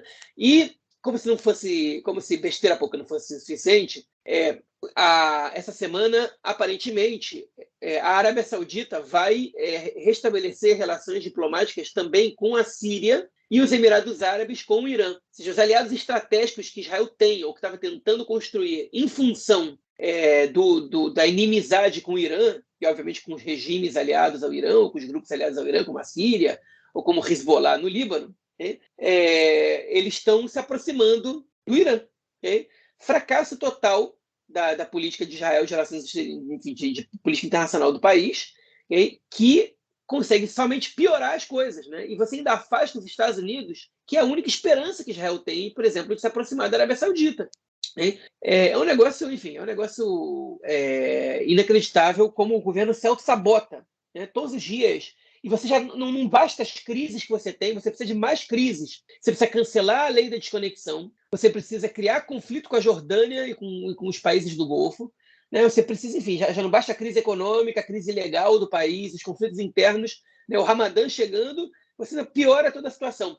Isso não é. Eu acho que. Eu não sei se dá para chamar isso de caquistocracia, porque, enfim, não é exatamente o sujeito que não está desempenhando o seu papel como ministro da maneira adequada, né? Tecnicamente. É um governo que quer o caos, né? Não sei se o governo inteiro quer o caos, mas tem muitos nomes do governo que estão buscando o caos constante, o terror enfim, e o embate e o conflito civil e as rupturas internas, né? Gente como o Smotrich, como o Ben-Gvir, como o Shlomo Kerry, deputado do Likud, ministro do Likud de Comunicações, como o Dudi Amsallem, também ministro do Likud, enfim. São pessoas que, na prática e na retórica, eles só estão buscando problema, só estão buscando conflito. A Miri Regev, eu já citei no bloco anterior, enfim, é com isso que a gente tem que lidar. E nesse exato momento que a gente está lidando com isso, a gente vive um momento de tensão com os nossos vizinhos, né? Que eu vou deixar o Marquinhos aí introduzir o tópico. Só queria fazer um comentário. O parlamento da Jordânia ele votou pela expulsão do embaixador israelense em Amman. Não é a primeira vez que isso acontece. O rei não leva muito a sério o que o parlamento jordaniano fala, mas mostra o tom da insatisfação dos jordanianos em relação ao governo israelense. E aí, fazendo só uma lembrança, né, rapidinha, durante o último governo Netanyahu, né, a relação entre Israel e Jordânia deteriorou muito, né, teve inclusive disputa disputa territorial na fronteira. Tem duas regiões na fronteira de Israel e Jordânia que são território jordaniano. Eles haviam sido cedidos para Israel, porque é uma região de agricultura, enfim, tinham muitos fazendeiros, não fazendeiros, que havia agricultura israelense. Aqui em Israel não tem fazendeiro, né? Mas tinha, enfim, quem tem fazendeiro não tem, tem fazendeiro, mas não tem. A minha ideia tem fazendeiro, mas não tem, como é que chama? Latifúndio, né? Aqui é meio difícil ter latifúndio, mas havia, né, agricultura ali na região. Inclusive na parte norte, eram duas regiões diferentes, uma mais ao sul, perto do Mar Morto, e uma mais ao norte, indo em direção ao Mar da Galileia. E ali é uma região que ela tem bem mais verde, né? Uma região que é muito mais agriculturável. Então, o parlamento jordaniano, no último governo Netanyahu, exigiu de volta essas regiões. São áreas que pelo acordo, elas deveriam ser renovadas, o acordo deveria ser renovado periodicamente, e na última vez o parlamento jordaniano decidiu por não renovar o acordo, enfim, voltou para as mãos da Jordânia, esses 2 territórios. Durante o governo Benny Gantz, o governo do Bennett, né, e do Lapid, tentaram, restabeleceram, né, melhoraram as relações entre os 2 países. O Benny Gantz, inclusive, foi 2, se eu não me engano, 2 vezes à Jordânia, a Amman, conversar, enfim, fortalecer ali as relações, e agora a gente vê a volta do governo Netanyahu e a destruição dessas relações, né, no momento em que a gente vê a aproximação do Irã das fronteiras israelenses, né? Realmente, se a relação, a volta, né, da relação entre Irã e Arábia Saudita já era alguma coisa muito preocupante, né, para a política israelense, para a política externa israelense, agora a normalização com a Síria é realmente muito preocupante, porque a Síria está aqui do lado. A Síria faz fronteira com Israel ali no norte, nas colinas do Golã, né, que é uma região em disputa, e também faz fronteira com o Líbano, com o Hezbollah, enfim, que é onde passa também muita coisa, né? Muito equipamento americano, equipamento iraniano para o Líbano passa através da Síria, e acredito que com os 2 países tendo acordos e os 2 odiando Israel, esse tipo de transporte seja mais facilitado, fazendo com que a Força Aérea Israelense, que no caso, nesse momento, está perdendo piloto, tenha que atuar de forma mais intensa. Ou seja, a gente realmente está num mato sem cachorro. E vamos então à nossa próxima notícia do bloco, que já que a gente está falando dos nossos vizinhos, vamos falar. Mais uma vez, a gente tem aí problemas com o Hezbollah. Comentamos na semana passada de um atentado que aconteceu no Tzomet Megiddo, né, que é um cruzamento ali no norte do país, uma bomba, na verdade foi só né, um terrorista do Hezbollah se infiltrou em Israel, e já foi enfim, tinha um carro esperando por ele, conseguiu pegar o carro, descer vários quilômetros, centenas de quilômetros, se não me engano, Megiddo, eu não sei aonde realmente o cara entrou do Líbano para Israel, né? Mas pelo menos 100 quilômetros ali ele teve que dirigir para chegar até a região de Megiddo, vindo do Líbano. Enfim, a gente teve mais um atentado essa semana, a gente tem o Ramadã, começou ontem o Ramadã também, e a coisa esquentando, João, esquentando em tudo que é Zirá, né? em tudo que é frente. A gente tem problemas na Cisjordânia, a gente tem problemas em Gaza e a gente tem problemas no Líbano. E aí, cara, como é que começa esse mês do Ramadã, cara? Não, primeiro vamos para o Hezbollah, porque era uma região que estava razoavelmente quieta, porque o Hezbollah está muito metido na guerra da Síria, e eles estão botando as asinhas de fora. No Nasrallah, ele inclusive, a declaração que ele deu sobre o que vai acontecer com Israel, ele falou: a gente só precisa dar um empurrãozinho, porque Israel vai cair sozinho, como foi na destruição do Segundo Templo, citou vários casos da história judaica, chegou a ser curioso, né? A declaração foi engraçada, a declaração que ele deu, porque ele conhece a história judaica melhor do que muitos judeus. Enfim, pelo menos a parte que lhe interessa da história judaica, né? Agora, o que aconteceu? A gente teve esse atentado que a gente comentou na semana passada do Tzomet Megiddo, e a gente também teve uma bomba que explodiu na fronteira e feriu um soldado em estado grave na fronteira do Líbano com Israel. E aí, de imediato, o Nasrallah disse: se Israel responder, a gente vai detonar Israel, a gente vai atacar. Né? Ou seja, nem pense em responder. Agora, qual é a questão? É óbvio que Israel vai responder. E ele quer jogar Israel para uma guerra justamente no motivo que Israel está enfraquecido internamente e tem risco de soldados desertarem e etc, etc. E a gente sabe que uma guerra com Hezbollah não é fácil. Então ele está querendo pagar para ver até que ponto Israel vai se meter numa dessa. E esse é um dos fatores que está desesperando o Gallant. Ramadã está começando nos territórios, vai ser uma tensão. Hezbollah está botando as asinhas de fora, né? Está arregaçando as mangas para um conflito possível com Israel. Enfim, a gente está vendo isso acontecer. Né? Os jornais do Líbano ligados ao Hezbollah estão noticiando um monte de coisa sobre Israel. Ontem, a capa do principal jornal do Líbano o principal jornal ligado ao Hezbollah no Líbano foi: não tem acordo. Né? E uma foto do Netanyahu ocupando 3/4 da página, com a bandeira de Israel atrás. Esse é o interesse deles, é saber como é que a gente está vivendo aqui o momento interno, porque eles sabem que se tiver guerra agora, se tiver na situação do jeito que ela está, se tiver guerra agora, é um momento que Israel está enfraquecido. Enfim, a situação é bastante tensa, e é com isso que a gente está tendo que lidar nesse momento. Eu não vou me estender muito mais sobre isso, ok? Teve um outro atentado essa semana, em Hawara, no domingo, atentado a tiros. Uma das pessoas que estava no carro reagiu, conseguiu matar o terrorista, mas o outro está internado em estado grave até hoje. No atentado que teve em Tel Aviv na semana passada, ou retrasada já, um dos feridos morreu essa semana. Enfim, a gente está vendo um momento de muita tensão. E nesse meio desse momento de tensão, agora, eu vou dar uma atualização dos últimos minutos que saiu. A procuradora, a conselheira jurídica do Estado, a Gali Barab Miara, disse que a interferência de Netanyahu no projeto da reforma é ilegal, representa conflito de interesses, ela não é legal, e isso vai ter consequência. Então, o Netanyahu desafiou a justiça, e a justiça está dizendo para o Netanyahu, isso vai ter consequência. Né? Vamos ver agora o que vai acontecer com isso.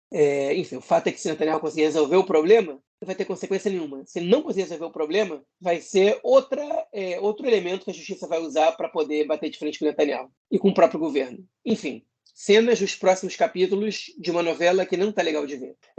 Vamos lá, sobre o Líbano, né? Tem muitos analistas aqui falando que a questão do... Primeiro, é extremamente interessante que a gente tem 2 ataques do Líbano, do Hezbollah, e nenhuma reação israelense, né? Eu acho que mostra aí várias coisas, principalmente a zona que a gente está vivendo aqui, né? Israel, quando é atacado, principalmente quando a gente diz a respeito de Gaza e Cisjordânia, né? Quando é relação com o palestino, assim, a reação é imediata, né? Se cair hoje, agora, a gente está gravando podcast, são quase 11 horas da manhã, se cair agora um foguete em Israel, pode apostar que no máximo em 2 horas tem bomba explodindo em Gaza. Se tiver um atentado agora na Cisjordânia, pode apostar que em meia hora você já tem, ou menos, né? Você já tem aí centenas, né, de soldados vasculhando, entrando em Jenin e tudo mais, né? Com o Líbano é diferente, com o Hezbollah é diferente, né? Mostra aí também a força que o Hezbollah tem, o cálculo que Israel tem que fazer para atacar, para entrar num conflito direto com o Hezbollah, e a gente vê que hoje está meio sem saber o que fazer, né? Principalmente a gente pensar o quão quão dramática é a situação se a gente for analisar o que a gente comentou lá no primeiro bloco, da reação do ministro da Segurança, que falou que ele não tem como trabalhar como ministro. E acho que Israel não ter ainda respondido aos atentados cometidos pelo Hezbollah é uma prova disso, né? Eu acho que está claro aí para a gente. Israel sempre responde de uma forma muito rápida e não fez isso com o Hezbollah até agora. Israel, na minha opinião, não está sabendo qual vai ser a política de resposta. E tem muitos analistas dizendo que o Hezbollah não quer um enfrentamento com Israel, né, que eles aprenderam a tática com o Hamas. O Líbano vive uma crise muito grande, uma crise financeira muito grande, e isso gera também, né, uma pressão muito grande no Hezbollah. A situação está crítica no Líbano, e o que o Hezbollah quer é trazer Israel para uma onda de violência, para que ele possa falar, beleza, a gente para, mas a gente precisa de dinheiro, que é a mesma coisa que o Hamas faz, né?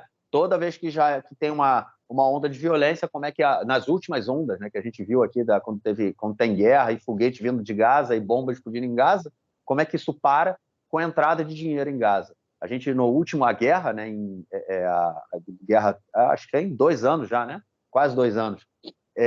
Foram milhões de dólares, né, que foram enviados do Catar para Gaza, entraram em maletas, né, foram carros entrando com malas de dinheiro em Gaza, e o Hamas pegando o dinheiro e distribuindo notas de $100 para a população palestina. Então, é mais ou menos isso que o Líbano quer, que alguns analistas dizem que essa é a procura, é isso que o Hezbollah quer agora. O Hezbollah não quer entrar em guerra com Israel, eles não querem, porque eles sabem também, né, que a situação no Líbano já está ruim. Se eles entram em guerra agora com Israel, a resposta de Israel vai ser pesada, Israel vai jogar bombas e vai bombardear e vai matar, e também isso não é positivo para o Hezbollah, né? Então eles aprenderam a tática do Hamas de incitar, depois você para e ganha dinheiro para poder parar, e alguns analistas dizem que é isso que ele quer. E sobre essa questão, nessa break news aí que a gente recebeu agora do Netanyahu, da procuradora, no caso, acho que tem várias coisas interessantíssimas aí, né? Porque, primeiro, havia muita gente dizendo muitos analistas dizendo que era possível que, primeiro, que a procuradora ela ia defender o Netanyahu, ia defender a Roca Niftzarut, né? Essa lei da vacância que a gente comentou dele, ela já está sofrendo, já foi feito pedido já foram feitas apelações, né, no Supremo Tribunal de Justiça para que essa lei não seja validada pelo Supremo, e quem vai defender a lei, né, frente ao Supremo, né, pelo governo, seria a procuradora, né? Ela falou que ela ia defender a legalidade da lei. Só que agora eu não sei mais se ela vai fazer isso, né? Porque ela já tinha falado para o Netanyahu não se meter em nenhuma discussão relacionada ao golpe judicial, né? Porque ela dizia que tinha conflito de interesses com ele, tanto por ele ser primeiro-ministro quanto por ele ser réu na justiça, né? Então ela falou, você não pode se meter nesse assunto, você não pode dar declarações nesse assunto. O Netanyahu falou, inclusive, que ele não aceitava essa declaração da procuradora, né? E ontem, ele foi à televisão ontem a público, fez lá o seu discurso, e aí agora a procuradora diz que ele, no caso, desrespeitou a decisão que ela tinha a decisão não, como é que fala? A indicação, né? A sugestão dela dele não se meter em questões aí relacionadas à reforma judicial. Não foi sugestão, foi uma determinação. Determinação, ok. Eu não sabia que ela podia determinar, eu não sabia que ela tinha esse poder, mas enfim. Ela pode determinar, okay. Ela tem esse poder de determinar, é exatamente isso que o governo quer mudar, eles querem que ela seja só uma recomendadora. Sim, ok. Essa é a questão de dividir o cargo, beleza. Então, ela, no caso, ela determinou, o cara desrespeitou a determinação dela, e agora tem que ver se ela realmente vai defender no governo, defender frente ao Supremo Tribunal de Justiça essa lei que o governo quer aprovar, que é a lei que impede que o Netanyahu seja retirado, né, seja colocado em vacância. Enfim, vão ser realmente as cenas bem interessantes do nosso próximo episódio, né?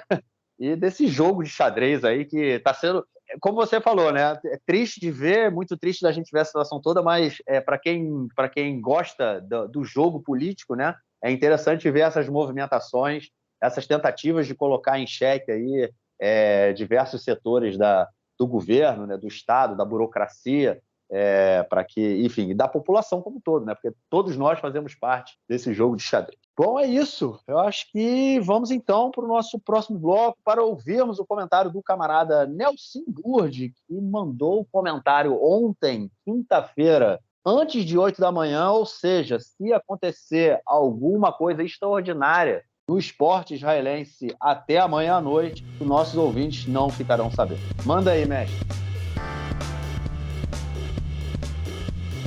Meu caro Gorenstein, amigos do Conexão Israel, do lado esquerdo do muro, mandar um abraço para o João, que está muito ansioso pelo inscrito número 1000. É isso aí, temos 999 inscritos no Spotify para o podcast O Lado Esquerdo do Muro. É isso aí, né? O nosso Gorenstein, o nosso João, ansiosos pelo 1000, pelo 1001, 1002, 1003, assim por diante. E outro detalhe também, agradecer individualmente a cada um deles, ao 01, 02, 03, 33, 45, 577 e assim por diante, cada um de vocês que semanalmente acompanham o nosso trabalho.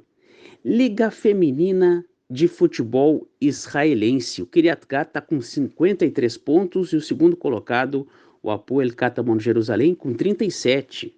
O Hapoel Jerusalém tem 37, é o segundo colocado. Depois vem o Hapoel Petah Tikva com 25, tem o Asa Tel Aviv por ali também 20 e poucos, mas uma distância muito grande. Kiryat Gat com 53 a 37, uma distância oceânica. E o Kiryat Gat, como eu falei em outras oportunidades, Kiryat Gat é uma cidade 1 hora ao sul de Tel Aviv, em direção ao deserto do Negev, e é uma cidade proeminente, uma cidade que tem crescido muito nos últimos anos, e a prefeitura investe muito nesse time. E o time, já de muitos anos, vem tendo uma hegemonia no futebol feminino israelense, e não é à toa que tem essa vantagem na atual liga. Vamos acompanhando aí a liga já na reta final, assim como a liga masculina também na reta final. É isso aí, um grande abraço. Valeu, Nelsinho, obrigadão e te esperamos na semana que vem.